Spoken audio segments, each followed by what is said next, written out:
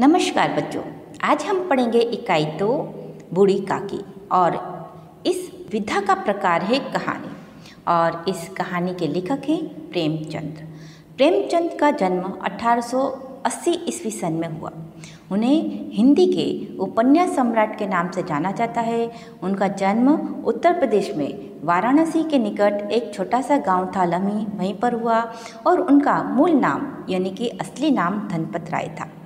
शिक्षा में उन्होंने सबसे पहले अंग्रेजी और उर्दू में भी अध्ययन किया। प्रारंभ में वे कुछ वर्षों तक स्कूल में रहे।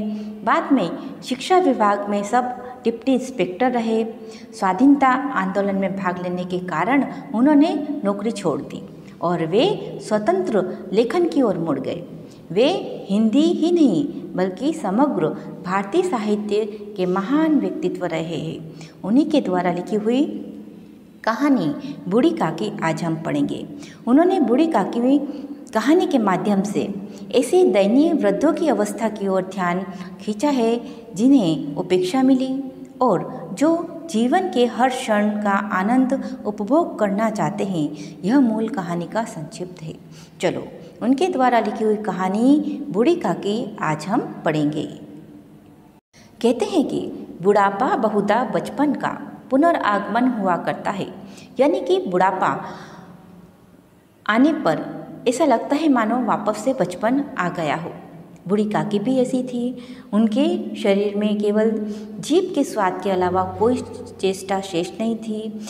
उनको अपने दुख को आकर्षित करने के लिए रोने के अलावा कोई दूसरा सहारा नहीं था। उनके शरीर की समस्त इंद्रियां जैसे हाथ पैर जवाब दे चुके थे। जमीन पर पड़ी रहती और घर वालों उनकी इच्छा कि अगर प्रतिकूल कोई काम करते, जैसे भोजन का समय टल जाता या भोजन की मात्रा कम होती या फिर बाजार से कोई चीज़ आती और उन्हें न मिलती तो वो रोने लगती। और उनका रोना सिसकना कोई साधारण नहीं था। जो रोती थी गला फाड़ फाड़ कर रोती थी। बूढ़ी काकी के परिवार में उनके पति थे, लेकिन उन्हें स्वर्ग सिधारे यानी कि उनका देहांत हुए काफ़ी वक्त हो चुका था। उनका एक बेटा था, तरुण होकर वो भी चल बसा। अब उनके परिवार में सिर्फ उनके भतीजे के अलावा कोई नहीं बचा। इसलिए उन्होंने अपनी सारी संपत्ति अपना भतीजा बुद्धिराम के नाम लिख दी। जब बुद्धिराम के नाम सारी संपत्ति लिखी तब बुद्धिराम ने बूढ़ी काकी के सामने बहुत लंबे चौड़े वादे किए, लेकिन ये सारे वादे केवल सब्ज बाग यानी कि झूठे सपनों की तरह थे। ये कह सकते हैं कि ये उनके जो वादे थे वो सारे झूठे थे। उनकी जो संपत्ति थी उसकी आय भी कोई कम नहीं थी, लेकिन इसके बावजूद भी बूढ़ी काकी को भरपेट भोजन भी बहुत ही कठिनाई से मिलता था, बहुत ही मुश्किल से मिलता था। कहते हैं लड़कों का बूढ़ों से स्वाभाविक विद्वेष यानी कि वैर होता है और उसमें माता पिता अगर बूढ़ों की कद्र ना करे तो फिर क्या था। बस वैसे ही बूढ़ी काकी को भी जो बुद्धिराम के बेटे हैं वो सताया करते थे। कोई चुटकी काट कर भगाता तो कोई उन पर पानी का कुल्ला करता। काकी चीख मार कर रोती, परंतु ये बात प्रसिद्ध थी कि केवल काकी खाने के लिए ही रोती है, इसलिए उनके जो संताप और आर्तनाद पर कोई ध्यान नहीं देता था। यदि पूरे परिवार में काकी के प्रति अनुराग यानी लगाव था तो वो थी बुद्धिराम की छोटी बेटी लाडली। लाडली अपने दोनों भाइयों के डर से अपने हिस्से की मिठाई चबेना जो भी कुछ घर में आता तो उसको ले जाकर बूढ़ी काकी के पास बैठकर खाया करती थी। ये कह सकते हैं कि यदि उसका कोई रक्षागार था तो वही था, यानी कि सुरक्षित स्थान।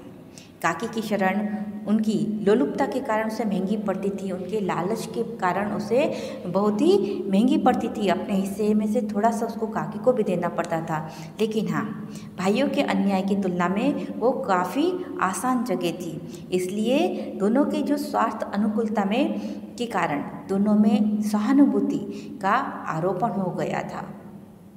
एक दिन रात का समय था। बुद्धिराम के घर के सामने शहनाई बज रही थी और गांव के बच्चों का झुंड विस्मयपूर्ण यानी कि आश्चर्य भरे नजरों से वो गानों का आनंद ले रहा था। आज क्या था?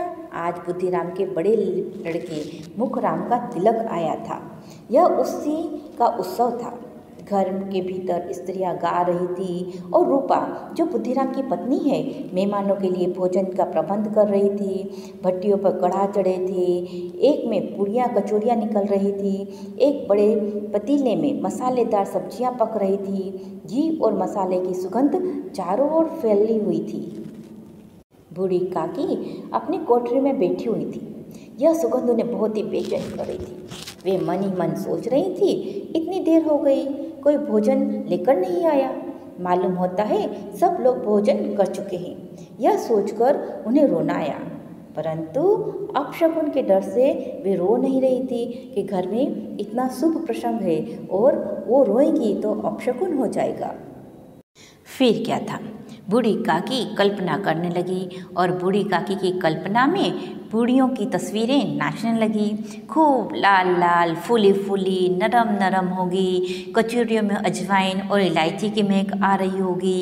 एक बूढ़ी मिल जाती तो जरा हाथ में लेकर देखती, क्यों ना चलकर कढ़ा के सामने बैठूं। इस प्रकार निर्णय करके बूढ़ी काकी उकड़ू बैठ कर हाथों के बल सरकती हुई बड़ी कठिनाई से चौखट से उतरी और धीरे धीरे रेंगती हुई कड़ा के पास आ बैठी। यहाँ आने पर उन्हें उतना ही धैर्य हुआ जितना भूखे कुत्ते को खाने के सम्मुख बैठने से होता है। यानी कि भूखा कुत्ता है, उसको अगर खाने की रखवाली करने के लिए कहो, वैसी ही स्थिति बूढ़ी काकी की भी थी। घर की सारी जिम्मेदारी बुद्धिराम की पत्नी रूपा के ऊपर थी, इसलिए सारा कार्यभार उसने संभाल रखा था और कार्यभार बढ़ने के कारण वो बहुत परेशान हो रही थी। कभी इस कमरे में जाती, कभी उस कमरे में, कभी कढ़ा के पास आती, कभी भंडार में जाती। बेचारी अकेली दौड़ते दौड़ते व्याकुल हो रही थी, झुंझलाती, कुड़कती थी, परंतु क्रोध प्रकट करने का अवसर नहीं मिलता था। इस अवस्था में उसने बूढ़ी काकी को कड़ाह के पास बैठे देखा तो चल उठी, क्रोध ना रोक सकी और कहने लगी, जिस प्रकार मेंढक पर केंचुआ झपटता है उसी प्रकार वह भी बूढ़ी काकी पर झपटी और उन्हें दोनों हाथों से झटक कर बोली, ऐसे पेट में आग लगे, पेट है या भाड़? कोठरी में बैठते हुए क्या दम घुटता था? अभी मेहमानों ने नहीं खाया, भगवान को भोग नहीं लगा, तब तक धैर्य ना हो सका। फिर क्या था, बूढ़ी काकी ने सिर उठाया, ना रोई ना कुछ बोली, चुपचाप रेंगती हुई अपनी कोठरी में चली गई। फिर क्या, भोजन तैयार हो गया, आंगन में पत्तेले पड़ गई, मेहमान खाने लगे। बूढ़ी काकी अपनी कोठरी में जाकर पश्चाताप करने लगी और सोचने लगी, अरे मैं कहाँ चली गई। उन्हें रूपा पर क्रोध नहीं आया, गुस्सा नहीं आया, उन्हें रूपा के व्यवहार पर बिल्कुल भी गुस्सा नहीं आया, बल्कि उनको अपनी जल्दबाजी पर दुख हुआ। सच ही तो है, जब तक मेहमान लोग भोजन ना कर लेंगे घरवाले कैसे खाएंगे। फिर क्या था, मुझसे इतनी देर भी ना रह गया, ऐसा बार बार वो मन में सोचने लगी और कहने लगी कि जब तक कोई बुलाने के लिए नहीं आएगा अब मैं खाने के लिए नहीं जाऊंगी। फिर क्या था, बूढ़ी काकी मन ही मन इस प्रकार विचार कर रही थी कि जब तक कोई मुझे बुलाने के लिए नहीं आएगा मैं नहीं जाऊंगी। मन को बहलाने के लिए वो लेट गई, धीरे धीरे गीत गुनगुनाने लगी। बहुत देर हो गई थी, कोई बुलाने नहीं आया। फिर वो सोचने लगी, क्या इतनी देर तक लोग भोजन कर रहे होंगे? किसी की आवाज़ भी उनको सुनाई नहीं दे रही थी, इसलिए वो सोचने लगी कि सब लोग खा पी कर चले गए। फिर सोचने लगी, मुझे कोई बुलाने नहीं आया, शायद रूपा चिढ़ गई थी, क्या जाने ना बुलाए। बूढ़ी काकी चलने के लिए तैयार हो गई। यह विश्वास है कि 1 मिनट में पूड़ियाँ और मसालेदार सब्जियाँ सामने आएगी। उनकी स्वादेंद्री गुदगुदाने लगी। उन्होंने मन में तरह तरह के मंसूबे यानी कि ख्वाब पाल लिए। फिर क्या थे, पहले सब्जियों से पूड़ी खाऊंगी, फिर दही और शक्कर से, कचौरियाँ रायते के साथ मज़ेदार मालूम होगी। चाहे कोई बुरा माने चाहे भला, मैं तो मांग मांग कर खाऊंगी। यही ना लोग कहेंगे कि इन्हें विचार नहीं है, कहा करे। इतने दिन के बाद पूड़ियाँ मिल रही है तो मुंह झूठा करके थोड़ा ही ना उठ जाऊंगी। इस प्रकार के मंसूबे बांधकर बूढ़ी काकी उड़क बैठकर हाथों के बल सरकती हुई आंगन में आ गई। परंतु हाय दुर्भाग्य, मेहमान मंडली अभी बैठी हुई थी। कोई खाकर उंगलियां चाटता था, कोई तिरछे नेत्र से देखता था कि लोग अभी खा रहे हैं या नहीं। इतने में बूढ़ी काकी रेंगती हुई उनके बीच आ पहुंची। बुद्धिराम बूढ़ी काकी को देखते ही क्रोध से तिलमिला गया। लपक कर उन्होंने काकी के दोनों हाथों को पकड़ लिया और घसीटते हुए ले जाकर उन्हें अंधेरी कोठरी में पटक दिया। फिर क्या था, मेहमानों ने भोजन किया, घर वालों ने भोजन किया, बाजे वाले, धोबी, नाव भी भोजन कर चुके थे, परंतु बूढ़ी काकी को किसी ने नहीं पूछा। बुद्धिराम और रूपा दोनों ने निश्चय कर लिया कि हम बूढ़ी काकी की निर्लज्जता पर उन्हें दंड अवश्य देंगे। उनको उनके बुढ़ापे पर, उनकी दीनता पर करुणा यानी कि दया नहीं आई। अकेली लाडली उनके लिए बार बार परेशान हो रही थी। लाडली को काकी से बहुत ही प्रेम था, इसलिए वो बार बार झुंझला रही थी और वो सोच रही थी कि काकी को बहुत सी पूड़ियाँ क्यों नहीं दे देते ये लोग। क्या मेहमान सबके सब पूड़ियाँ खा जाएंगे? यदि काकी ने मेहमानों से पहले खा लिया तो क्या बिगड़ जाएगा? वो काकी के पास जाकर उनको हिम्मत देना चाहती थी, लेकिन माँ के डर से नहीं जाती थी। उसने अपने हिस्से की पूड़ियाँ बिल्कुल भी नहीं खाई। उन पूड़ियों को काकी के पास ले जाना चाहती थी। उसका हृदय अधीर हो रहा था।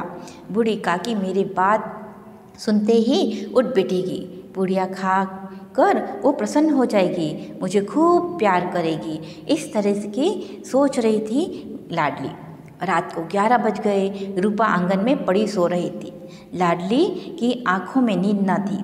काकी को पुड़िया खिलाने की खुशी उसे सोने नहीं दे रही थी। जब विश्वास हो गया कि अम्मा सो गई तो वो चुपके से उठी और बूढ़ी काकी की कोठरी की ओर चली गई। बूढ़ी काकी को केवल इतना याद था कि किसी ने उनके हाथ पकड़कर घसीटा और फिर उन्हें ऐसा मालूम हुआ जिसे कोई पहाड़ पर उड़ाए लिए जाता है और उनके पैर बार बार पत्थर से टकराए।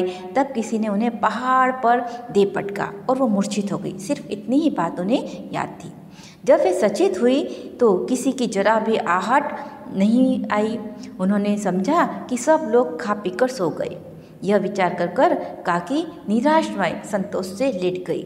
उन्हें बहुत ही दुख हो रहा था। ग्लानि के कारण बार बार गला भर आता था, परंतु मेहमानों के डर से वो नहीं रोती थी। अचानक सहसा उनके कानों में आवाज आई, काकी उठो, मैं पुड़िया लाई हूँ। काकी ने लाडली की बोली को पहचान ली, झट से उठकर बैठ गई। दोनों हाथों से लाडली को टटोला और उसे गोद में बिठा लिया। लाडली ने पुड़िया निकाल कर दी। जब बूढ़ी काकी ने पुड़िया देखी तो काकी ने पूछा, क्या तुम्हारी अम्मा ने दी है? लाडली ने कहा, नहीं, यह मेरे हिस्से की है। काकी पूड़ियों पर टूट पड़ी। 5 मिनट में पिटारी खाली हो गई। लाडली ने पूछा, काकी पेट भर गया? फिर क्या था, जिस तरह से थोड़ी सी वर्षा होने पर हमको ठंडक की जगह ज़्यादा गर्मी लगती है, उसी तरह इन थोड़ी पूड़ियों ने काकी की शुदा यानी कि भूख और इच्छा को और उत्तेजित कर दिया, यानी कि और बढ़ा दिया। काकी बोली, नहीं बेटी, जाकर अम्मा से और मांग लाओ। लाडली ने कहा, अम्मा सो गई है, जाऊंगी तो मारेंगी। फिर क्या था, काकी ने पिटारी को फिर से टटोला। उसमें कुछ खुरचनी गिरी हुई थी, यानी कि पूड़ी के छोटे छोटे टुकड़े।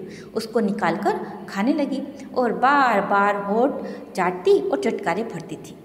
उनका जो हृदय महसूस रहा था कि पुड़िया कैसे पाऊँ, काकी का अधीर मन इच्छा के प्रबल प्रवाह में बह गया। उनको उचित और अनुचित यानी कि अच्छा बुरा का विचार आ रहा था बार बार।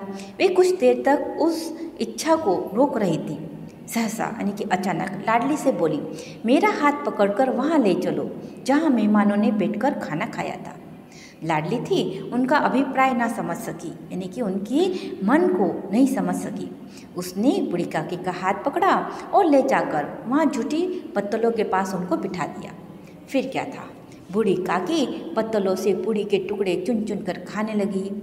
ओहो, दही कितना स्वादिष्ट है, कचौरियाँ कितनी सलोनी, खस्ता कितना सुकोमल है। काकी बुद्धिहीन होते हुए भी इतना जानती थी कि वो जो काम कर रही है, जो उन्हें कभी नहीं करना चाहिए। वो दूसरों की झूठी पत्तलें चाट रही है, परंतु कहते हैं ना कि भाई बुढ़ापा तृष्णा रोग का अंतिम समय है, जब संपूर्ण इच्छाएं एक ही केंद्र में आ जाती है। इसीलिए बूढ़ी काकी में यह केंद्र था उनकी स्वाद इंद्री। जब बूढ़ी काकी झूठी पत्तलों पर से पूड़ियों के टुकड़े बीन बीन कर खा रही थी, ठीक उसी समय रूपा की आंखें खुली। उसे मालूम हुआ कि लाडली उनके पास नहीं है। वो चौंक गई, चारपाई के इधर उधर देखने लगी कि कहीं नीचे तो नहीं गिर पड़ी। उससे वहाँ ना पाकर वह उठी तो क्या देखती है कि लाडली झूठी पत्तलों के पास चुपचाप खड़ी है और बूढ़ी काकी पत्तलों पर से पूड़ी के टुकड़े उठा उठा कर खा रही है। फिर क्या था, ये दृश्य देखकर जो रूपा का हृदय सन्न रह गया। उसको आश्चर्य होने लगा, अरे यह वह दृश्य था जिसे देखकर देखने वालों का हृदय कांप उठता है। ऐसा मालूम हो रहा था कि मानो जमीन रुक गई, आसमान चक्कर खा रहा है, संसार पर कोई विपत्ति आने वाली है। रूपा को क्रोध नहीं आया, बल्कि उसको शोक हुआ। करुणा और भय से उसकी आंखें भर आई। इस अधर्म के पाप का भागी कौन है?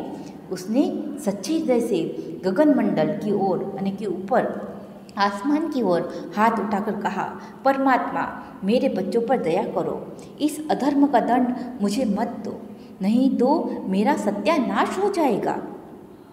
रूपा की और स्वार्थपरता यानी खुदगर्जी और अन्याय इस प्रकार प्रत्येक रूप में कभी न दिख पड़े थे। वो सोचने लगी, हाय कितनी निर्दयी हूँ मैं, जिसकी संपत्ति से मुझे 200 रुपये की वार्षिक आय हो रही है, यानी कि सालाना इनकम 200 रुपये है, उसकी यह दुर्गति, अरे उसकी यह दशा, और वो भी मेरे कारण। हे दयामय भगवान, मुझसे बड़ी भारी गलती हो गई है, मुझे क्षमा करो। फिर रूपा ने दिया जलाया, अपने भंडार का द्वार खोला और एक थाली में सारा भोजन सजाकर लेकर काकी के पास आ गई। उनसे कंठारुत स्वर में यानी गला भर आया ऐसी वाणी में कहने लगी, काकी उठो, भोजन कर लो, मुझसे आज बड़ी भूल हो गई है, उसका बुरा ना मानना। परमात्मा से प्रार्थना कर दो कि वे मेरा अपराध क्षमा कर दे। काकी तो भोली भाली बच्चों की भांति मिठाइयाँ पाकर सारा मान तिरस्कार भूल गई। बूढ़ी काकी ने सब कुछ भुलाकर खाना खा रही थी। उनके एक एक रोम से सच्ची सदिच्छाएं निकल रही थी। रूपा बैठी इस स्वर्गीय दृश्य का आनंद लेते हुए निमग्न हो रही थी।